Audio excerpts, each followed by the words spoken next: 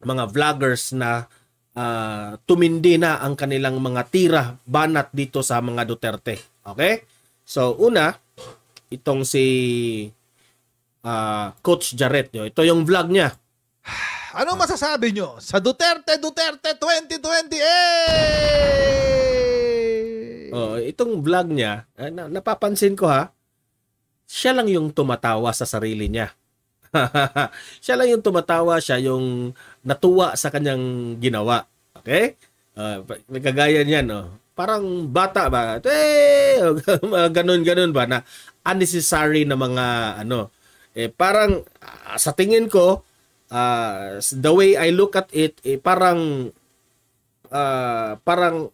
ang tingin ng ibang mga vloggers hindi siya affected sa kanyang mga banat. Ganun ba? Parang ganun ang datingan niya. Okay, play. Tumatawa yan. Yan ang style niya. Tawa siya ng tawa na wala namang walang reason. Tumatawa lang siya. Ito yung vlogger na nagpakalat siya na siya ay nag-study ng law. Pero yung asta niya, ganyan. Tumatawa ng wala namang tumatawa. Walang rason para tumatawa. Yan siya. Okay? Nanghina. Diba? Ito kasi yung ganap. Bakit biglang bakit biglang nagkaroon ng ganyang klaseng idea? Naalala nyo, nitong nakaraan sa Liwasang Bonifacio, merong 7 days silang LCAB. Diba? 7 araw silang nandoon.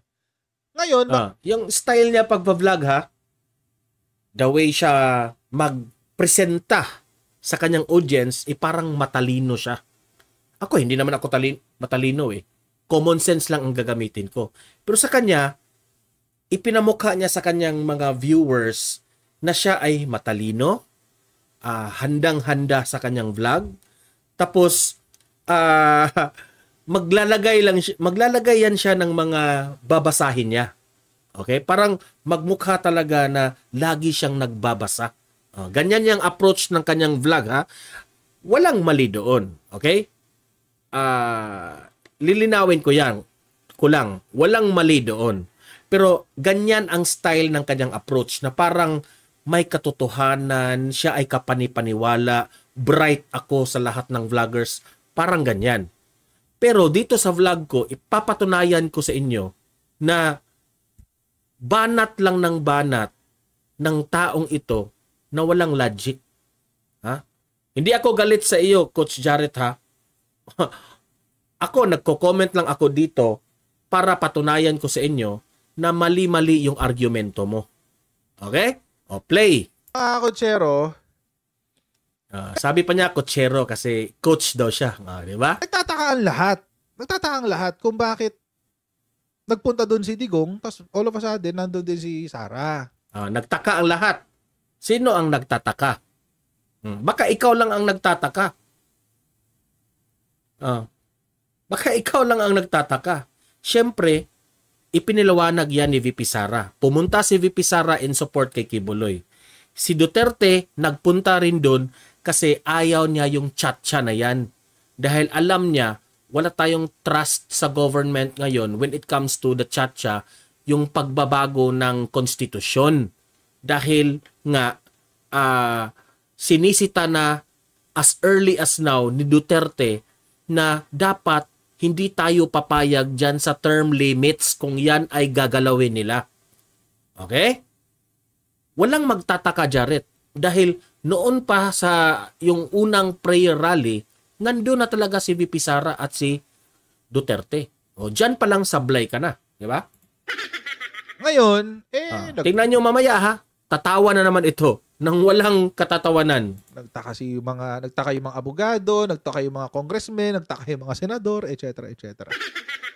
During the event, may nagparinig.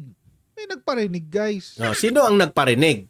Magbigay ka ng pangalan, okay? At maniniwala kami sa inyo. Sige. Ano yung parinig? Papakita ko sa inyo yung parinig. Duterte in 2028 floated at pro-Kibuloy rally. Ang nagparinig pala ay si Philstar. Akala ko ba may tao, pangalan kang ibibigay na may nagparinig? Yan, kinakagat yan ng Philstar dahil, Coach Jarrett, yan ang sigaw ng taong bayan sa rally. Hindi yan parinig. Boses yan ng taong bayan, Coach Jarrett. Na tinatawag na Kas Jarrett ni Banat Bay. Bakit ka tinatawag ng Kas Jarrett? Yan ang malaking tanong ngayon. Bakit ka tinawag? Ikaw ba'y totoong bayaran? Kasi may vlogger na nag-expose sa iyo ng inyong conversation. Totoo ba yan? Kaya nagkaganito ka na. Di ko nga maintindihan itong vlogger na ito. 6 years niyang sinuportahan si Duterte. 6 years. Imagine, nagva-vlog yan sa noong simula pa na presidente. Hindi ko lang alam ha. Baka bago pa na presidente si Duterte, sinuportahan na itong taong ito.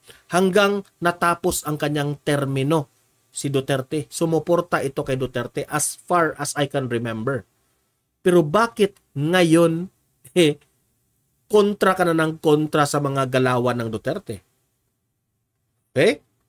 Kasi ganito yung aking argumento. Ako, sumuporta ako kay Duterte within 6 years, kahit nga before pa na presidente si Duterte, lagi na akong nakaabang dyan sa YouTube sa mga balita ni Duterte. Hanggang na presidente siya, hanggang natapos ang kanyang terminong pagiging presidente, hanggang ngayon sumuporta ako kay Duterte. Because I believe and the advocacy of Duterte, naniniwala ako na ito lang yung tao na may bayag. Ito lang yung tao na marunong makinig sa boses ng masa, ng taong bayan. Okay? Ganon ako.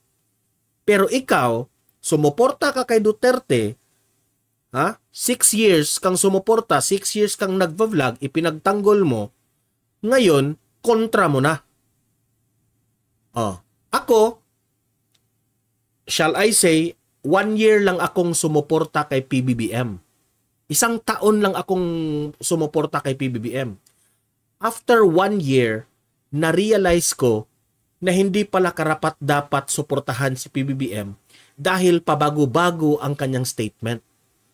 Tapos, yung mga promises ni PBBM, hindi naman natupad. Kaya ako, huminto na magsuporta dito kay PBBM. Yan ang sa akin.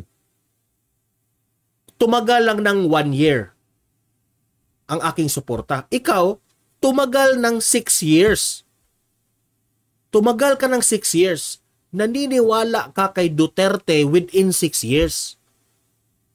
6 years kang naniniwala kay Duterte. Ipinagtanggol mo si Duterte within 6 years. Bakit ngayon ka lang bumaliktad na kontrahin mo ang mga Duterte sa inyong mga vlog? Ang tanong, totoo ba na bayaran ka? Kasi ako, 6 years kong sinuportahan si Duterte. Pagkatapos nun, nagpatuloy hanggang ngayon. Okay? Sinuportahan ko si PBBM kasi akala ko ipagpatuloy niya ang mga magandang ginagawa ni Duterte.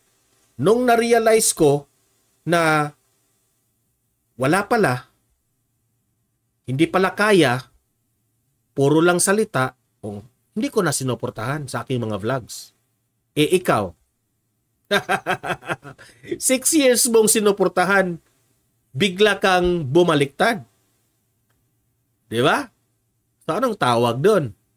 No, play.